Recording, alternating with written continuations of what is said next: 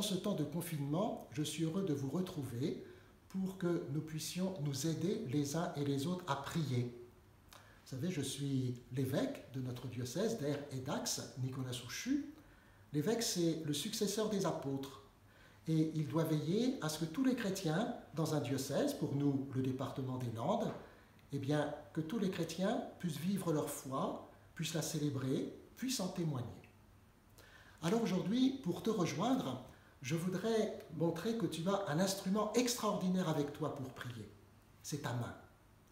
Et on va essayer de regarder comment est-ce que notre main peut nous aider à prier. Dans nos mains, normalement, nous avons chacun 5 doigts par main. Alors on va regarder comment chacun des doigts de notre main nous permet de nous aider à prier. D'abord le pouce. Quand on fait comme ça veut dire « ça va, c'est super, on a gagné », comme si on gagnait des élections par exemple.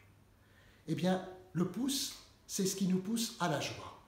Et on ne peut pas être chrétien si on n'a pas en soi la joie que Dieu nous donne. Ah, vous allez dire, pendant le confinement, c'est compliqué d'avoir la joie. Ben oui, mais ce n'est pas la joie passagère du monde, c'est une joie à l'intérieur de nous. Alors que le pouce nous aide à vivre la joie. L'index. L'index, c'est celui, par exemple, quand on veut montrer à quelqu'un quelque chose sur un livre, ou bien c'est celui qui indique une direction.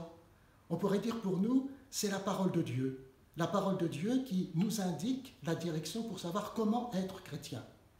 On peut dire plein de choses sur la façon d'être chrétien, mais si on n'écoute pas la parole de Dieu que lui-même nous a donnée, qui s'est fait chair pour qu'elle prenne chair en nous, ça ne sert à rien d'essayer de vouloir prier si on ne connaît pas la parole de Dieu. Le majeur, c'est le grand doigt de la main. C'est un peu comme un mât sur un navire. Si vous regardez par exemple le Vendée Globe, vous pouvez regarder que tous les bateaux, les plus perfectionnés qui soient, ils ont tous un mât, quelque chose qui fasse tenir le reste. Et bien on va dire c'est justement la prière. C'est la prière qui nous fait tenir. Elle nous fait tenir dans la joie, mais elle nous fait tenir évidemment dans les moments d'épreuve, dans les moments où on est un peu tout seul, où il faut porter le masque, il faut vivre la distanciation sociale. Eh bien, la prière, elle n'est pas masquée. La prière, elle n'est pas enlevée de toute notre vie, elle n'est pas confinée. Et donc, le majeur nous aide à vivre cela. Le 4e doigt, c'est l'annulaire, c'est-à-dire celui qui porte l'anneau. Par exemple, les parents qui sont mariés, ils ont l'alliance.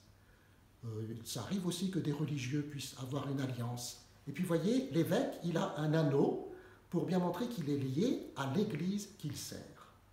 Eh bien, l'annulaire, l'anneau, c'est le signe de l'alliance. Quand on est chrétien, on vit toujours l'alliance avec Dieu. L'alliance primordiale que Dieu a faite avec chacune d'entre nous le jour de notre baptême, renforcée par notre confirmation et vécue dans la messe, dans l'Eucharistie. Et puis enfin, l'auriculaire. Alors lui, c'est le plus petit doigt. L'auriculaire, il est proche de l'oreille, c'est-à-dire qu'il nous invite à écouter, à être attentif aux autres. Parce qu'on ne peut pas prier hors sol, on prie toujours en fonction de gens qu'on connaît, de ce que l'on veut vivre, des difficultés ou des joies que l'on a. Et bien que l'auriculaire nous aide à être davantage attentifs à tous les autres. Alors voyez, ce beau tableau qui est ici, je l'ai reçu comme cadeau le jour de mon ordination de prêtre. Eh bien, il y a ces mains, et ces mains conduisent à l'Esprit Saint. Eh bien que notre prière, par nos mains, vous aide à vous conduire par l'Esprit Saint, qui lui-même vous conduira. Alors j'espère vous avoir donné un bon petit coup de main pour pouvoir prier. À bientôt.